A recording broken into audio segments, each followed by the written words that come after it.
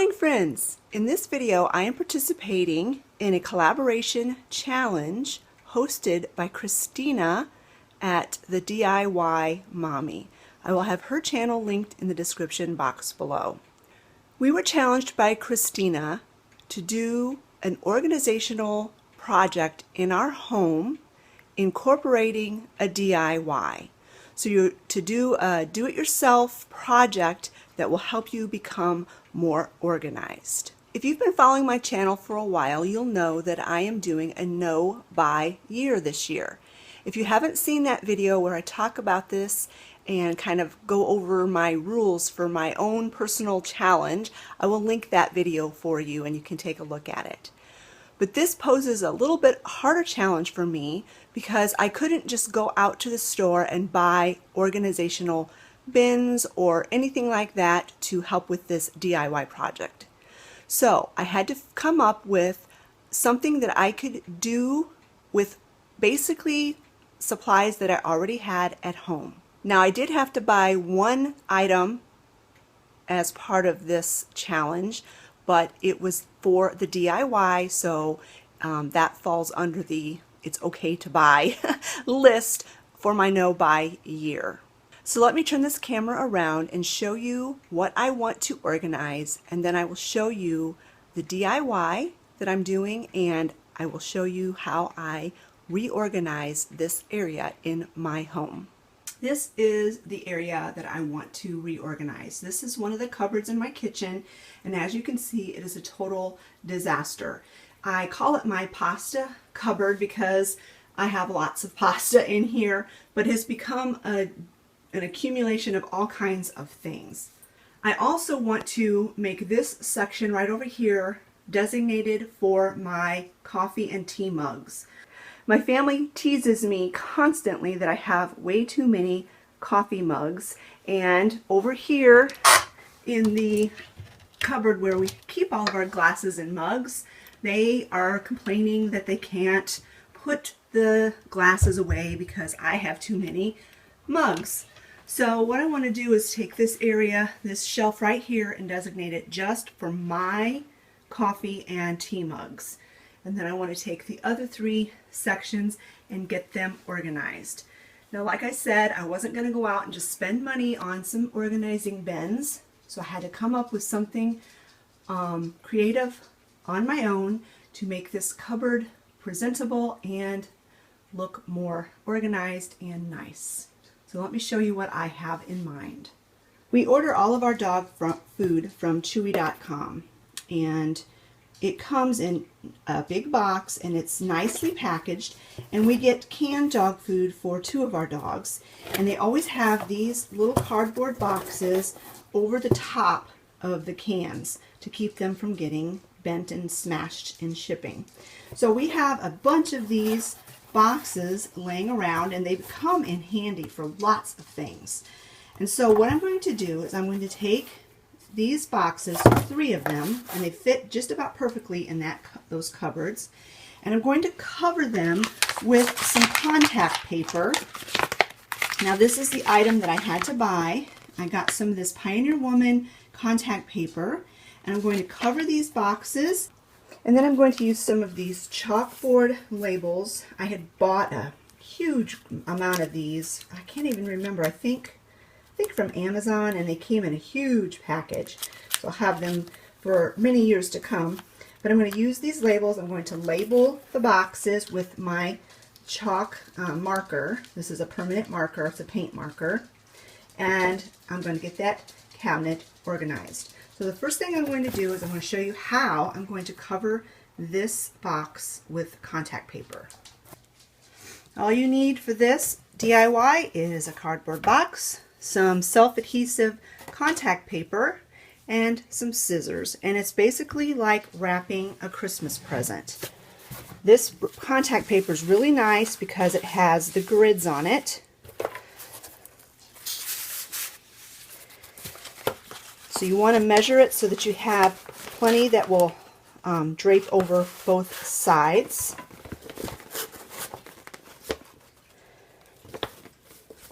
And then you just cut along the line. Easy as that.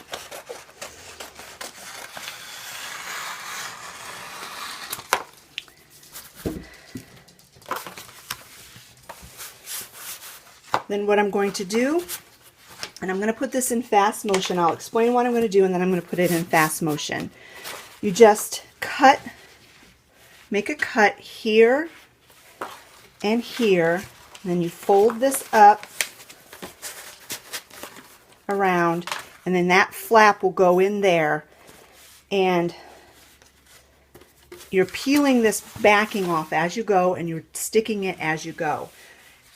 Then you just put the sides up and the other end, or the other end and the sides. You'll see how I do it when I do it. So let's get this going into fast motion. It's really quite simple. You can wrap it however you want to. It's basically wrapping a box. That's all there is to it.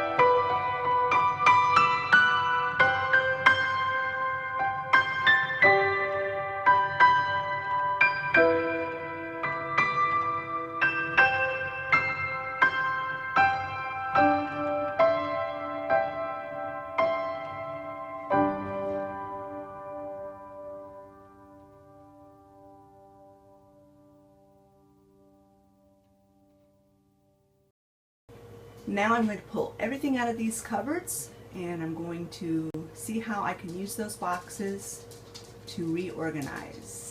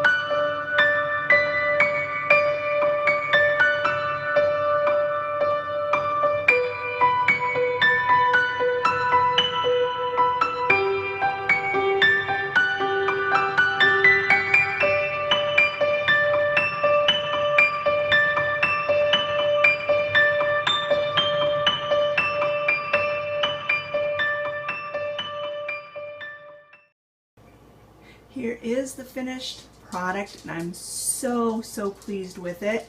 I had enough of the contact paper left that I decided to go ahead and put it on the back of the cupboard, and I think it just really blends in nicely with the covered boxes.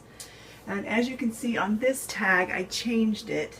I made a new tag for rice and beans because, you know, beans and rice go together, and so I put them all in that box. Here's my pasta box. There is the popcorn with all of the salt and different flavorings and seasonings that we use on our popcorn. There are most of my mugs. There are a couple that are still missing, but there's room in there for them. And then I went ahead and left my stevia drops in there. I might move those to a different cupboard. I haven't decided yet. And then up on here, in between these two boxes, I just stuck things that I don't use very often at all, different vinegars and things like that, and my electric carving knife. I'm very, very pleased with how this cupboard turned out, and I like it so well that I may end up using these boxes and contact paper idea to organize some of my other cupboards as well. I may have to end up buying more contact paper if I decide to do the backs of all of my cupboards. In fact, I know I will have to, but it's very inexpensive. The contact paper cost less than $5, and so I was able to do this DIY upgrade and organization of this cupboard for less than $5.